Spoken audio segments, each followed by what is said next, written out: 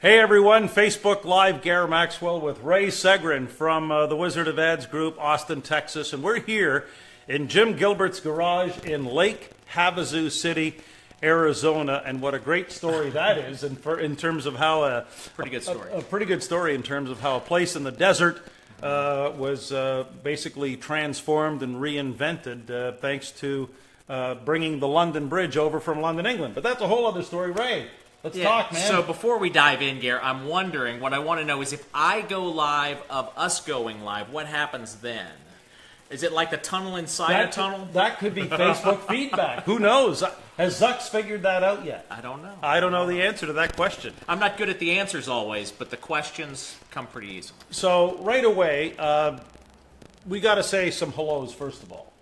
Big hellos this morning to Houston Matthews and Jennifer Matthews out in Brantford, Ontario, because they, I know, have been in contact with Jim after the big show we did in Brantford on the Branding Highway on March 28th. Nice. And what a lot of people would be very interested to know, and probably a great way to kickstart our conversation here this morning, is when Jim and I went to visit you down in Austin, Texas back in 2006.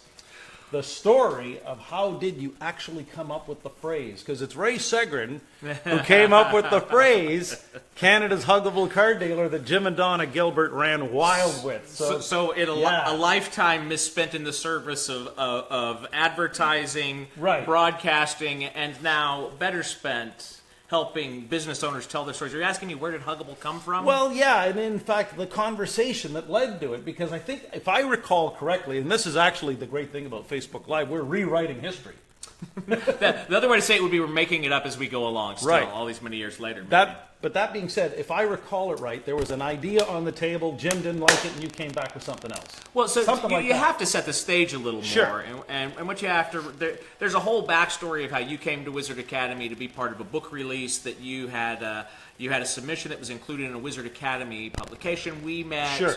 And you invited me up to Canada, so I met Jim, and then Jim was the first guy, 13 years in on this thing of doing advertising. The first 2 with Roy Williams, now 11 years of doing it on my own. It was 06, 11 years ago, when Jim was the very first guy who I got on a plane and flew far away, and in this case happened to be another country, where he gave me a big check, which was the skin on the wall, but more importantly, here was a business owner who already had pretty good business, was trusting me to be part of the extended family to help take it to the next level. So that's sort of the setting of the stage. Are you asking me how? Yeah. So what was the moment of animation? The moment where it was man. Here's this idea, and then it's hard to. It's all these many years later. It's hard to remember the exact moment of inspiration, I suppose. But I do know that when Jim and any time that you start with a client, there's sort of a getting to know one another, and it was just clear that Jim was a real honest guy, a real transparent guy, and sort of the counter brand to what we expect from sort of the smarmy used car dealer. Right. So I think that was the foundation, and then why was it the word Huggable? Who knows? It's just where these ideas come from, but when they stick, it can be powerful. And Jim and Donna's success, and now as their kids are involved in it, this idea of multi-generational companies is something I'm very interested in. So to have been there at the beginning for that chapter, and then now there's another chapter, it gives me a lot of gratitude, and very proud to be part of that story. I introduced Ray as part of the Wizard of Ads Group, but also he is really crafting this reputation out of Austin, going nationwide with one-man brand radio. One-man brand is the title of his forthcoming book, Jim Gilbert, Canada's Huggable car dealer, a great example of the one-man brand. So let's talk a little bit about... You want to know about the one-man brand radio show? Yeah, well, because I think what you're doing, if I understand it, you're showcasing the Davids against big box Goliaths. Well, you know what? You're answering 3 questions ago, even. Okay. But as for going nationwide, that's from from your lips to God's ears and to the radio program directors of North America. I was. It's an idea that's been kicking around in my head for a while. I mean, as far as as far as the idea of building one-man brands, where we take a man or woman, or man and woman, you know, families, when they slap their names on the sign or on the side of the truck, as the case may be, that's sort of the niche that I carved out initially, and I've done a lot of work in that space. So that's where the idea of one-man brand came from. It's obviously a play on the visual we would get in our mind of a one-man band, the guy who does everything, right? Sure. As for the radio show itself, you know, I come from a radio background, running radio stations before I devoted my life to the last 11 years, even though I still kept a little toehold doing this radio show or that. But the idea of a news talk, a thematic show devoted to that's been bouncing around in my head for a while. I was finally able to get Mark Caesar, the program director of KLBJ AM in Austin, which is our first station, and my hometown, to green light the idea. And so now the next chapter becomes, how do we let the show continue to evolve and connect with a larger audience through terrestrial broadcasting and obviously all the other channels that are available to us. And I think one of the keys to the success of one-man brand radio is the quality of guests that you've been featuring, some very interesting people, some people who've been very accomplished. But what would be, if anyone's watching today, Ray, like who's the ideal guest to appear on one-man brand radio? Well, so we've done a ton of interviews, and right now we've gone through different phases, 8 months into this thing, going, is it 8 months now? 7 months. 7 months and change, going back to last summer when we launched the show. And we've gone through different iterations, and I think that some of our best shows have been interviews with thought leaders like yourself, or a Tim Miles, or Jeff and Brian Eisenberg. We're also hyper-focused on some of the best entrepreneurial stories that Austin, Texas, my hometown, has to offer. So like Tim League of the Alamo Draft House, which is going nationwide and blowing up, just a great concept. Or even Lewis Black, who founded the Austin Chronicle and later South by Southwest, which is a gigantic global phenomenon, again, in our hometown. So would it be Lance Armstrong or Michael Dell or those sorts of guys, or the guys who formed the two brothers that started Yeti Coolers are Austin guys. So I think we're always going to, certainly for the foreseeable future, we're going to stay anchored in telling the Austin stories that are powerful. But as the show expands into other markets, what I'm working to figure out is how can we keep that hyper-local connection in each new market we go in. I don't want a cookie-cutter show necessarily that just, that'd be the easy thing to do. That'd be the low-hanging fruit. Sure. Would be do an interview with, Tim Ferriss is the guy popping into my head. That'd be a great get if I could get him, you know. Yeah. And I'm not saying we would do that, but if there's a way that we can keep that hyper-local connection and customize the show a little bit for each market, that's the code I'm attempting to crack right now. Well, if anyone is interested in one-man brand radio, this is the man, Ray Segrin, down there at KLBJ in KLBJ AM. And speaking of one-man brands, Jim Gilbert is walking in. How did that happen? Well, he finished riding his bike with Chrome. How did that happen? Yeah. And you're all. We were just talking about you, Jim. We were. I don't know if you did. We're in his garage, so I mean, we of course, we stand to reason that we're talking about him. So that would make us a garage band right now. We are a three-man band in the garage. Yes, exactly. This is suspiciously similar. As I look at the monitor, this is suspiciously similar to the photo of the three of us in San Antonio back in 2012 when you guys came down from Canada for the TEDx San Antonio event. Yeah. Absolutely. Jim, there's a lot going on here in Lake Havasu, Arizona. There's a lot going on in Lake Havasu, Arizona, but I just want to, I'm standing here in amazement because as the people out there listening, this on my right is probably one of the smartest brand guys in the United States of America. Thank you. I appreciate that. He brought the Huggable man to Canada. And on my left is the smartest brand man in Canada, and he's too the kind. Man. He's too kind. This is it, guys.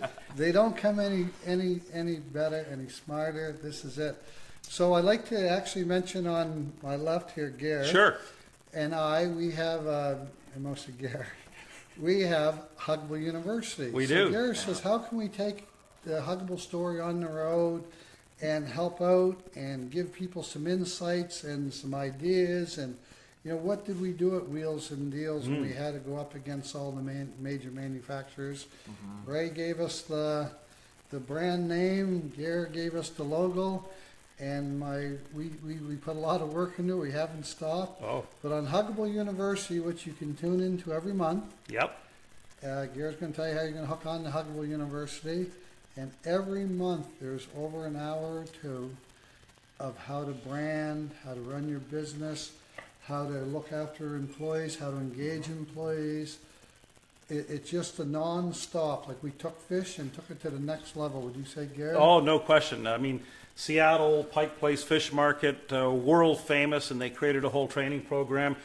Jim Gilbert's Wheels and Deals, without question, one of Canada's greatest small business success stories. And now we're working together to create this forum online, monthly sessions, huggableuniversity.com. The best part, first session absolutely free. You just go to huggableuniversity.com, press the blue button, and basically you're in, because we find now in this age of speed, in this age of disruption, that maybe people in business today don't have as much time to achieve the great differentiation and the great level of relevance, Ray, that this guy Well, achieved. sure, I and mean, it's just it's not even just all the stimuli overload, right? It's just everything, It's the speed of life, and it's moving at a breakneck. It's speed. speeding up, and the great thing about it is you get to learn so much from the guy who's himself. And I think I was in Brantford, Ontario the other day, as of mentioning.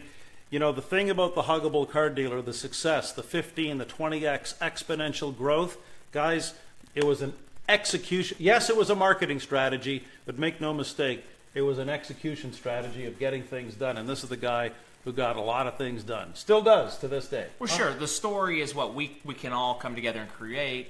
Whether it's true or we're in the make-believe business remains to be seen.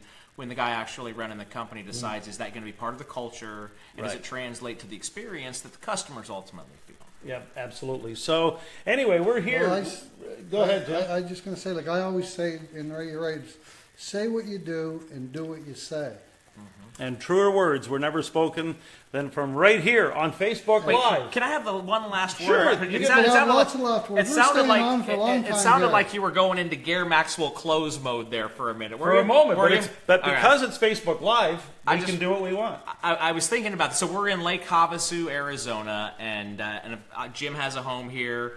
And I was in Vegas for 4 days this week, and I knew once the event was scheduled at Mandalay Bay. It's for an affinity group that I do a lot of work with in that home services vertical, and I knew I was going to be there to see my clients and just and participate in some events they had going on. And I reached out to Jim, right? And I said, hey, Jim, because I know these guys come and go back and forth to Canada, especially when it's this beautiful out here in Arizona before it gets really, really hot. So I was able to coordinate it where I knew Jim and Donna would be here in Lake Havasu, so I could do the 2.5-hour drive and spend 24 hours with them. What I didn't know until yesterday was that Gare and Dana would be here as well, so that was well timed on the surprise, Jim Gilbert. Yep. But also, and this will be my parting thought. Sure. Okay, for the deal is. We got the three of us here, and I was talking back to like in 2012, but that's 6 or 7 years by the time when you guys came to the TEDx San Antonio event that I was doing, you guys made the special effort to be there. And it just occurs to me, it's the three of us, it's like Gare and Jim have a thing, and some of it I'm a part of, but they've done a lot of stuff that didn't involve me at all. And Jim and I have done a lot of stuff together, some of which Gare was a part of, but certainly some that was just us, in the lab. But none of it would have happened had you not made the introduction. And then the third leg of this triangle is me and you. That's right. And we've done a lot of stuff with Jim, some of which Jim had nothing to do It's with. a lot like Van Halen. He's Eddie, there's David Lee Roth, and I'm Sandy Hagar. Something like that. I don't know. But hey, we're in a garage band, so we got get to away. we got to tell the truth here. I'm the guinea pig. These guys think it up, right. And I did it. And there had to be somebody who was first, and it was Jim. So it's Jim the guinea pig. But it turned out pretty good. It has done. But one thing I do want to mention, in Huggable, you would be really great for this. Yes. Is we used to say it takes 20 years to make an overnight success. Right. I believe now with video, with YouTube, with Facebook, with Twitter, with all Absolutely. our social media, and the ability now, like when I started Wheels and Deals in '79, there was nothing out there to help me. And it wasn't into the '90s we started getting some books, and we went to CDs and tapes, and people were helping. Now the magnitude of help out there is unreal. That you know, somebody signs in Huggable U, they listen to you, Gare, every month, and we can take, actually, I think for the first time, we can take the 20 years, and I believe what I'm saying. Yeah. 20 years is not to overnight success no more. It can be 10 years if you do some education, some learning, and some effort into it, because it's plastered out there what you need to know.